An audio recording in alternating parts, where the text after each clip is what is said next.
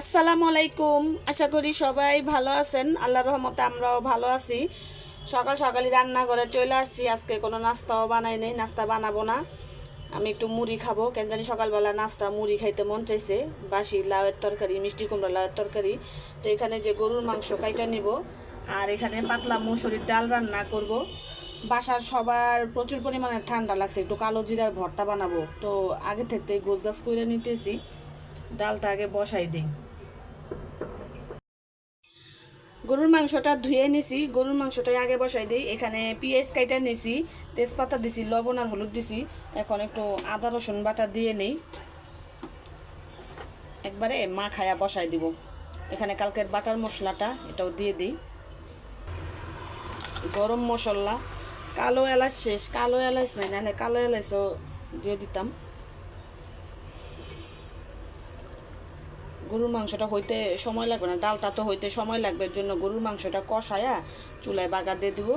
এ ফাঁকে রাইস কুকারে ডালটা বসাই দিব। মাখানো শেষ, এখন তেল দিয়ে দিব যতটুকু পরিমাণ। বাগারের সময় তো আরও তেল দিব। কালো জিরার ভর্তার জন্য পেঁয়াজ আর রসুনটা ভাইজা নিতেছি। আমি একটু বেশি করে তেল দিছি, এভাবে দিয়ে বানাইলে কালো জিরার ভর্তাটা তিতা কম হয়। আর এখানে যে কালো জিরাটাও বাইছে নিতেছি।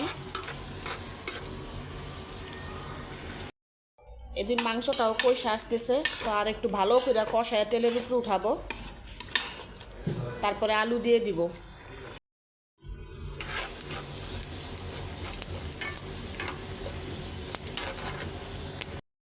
রান্না বাড়া শেষ।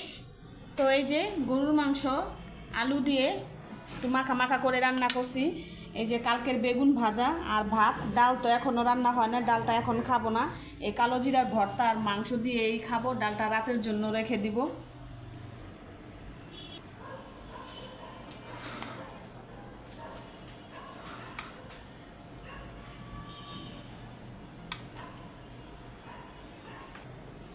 আজকে গরুর মাংস একটু অন্যভাবে রান্না করছি, মানে প্রত্যেকবার এই চেষ্টা করি অন্য অন্যভাবে রান্না করার, আজকেও সেভাবে রান্না করছি। একদম মা খায়া সুন্দর করে মাংস পেঁয়াজের সাথে কষায় নিছি, কষায় তারপর রান্না করছি। জানি না খাইতে কেমন হবে।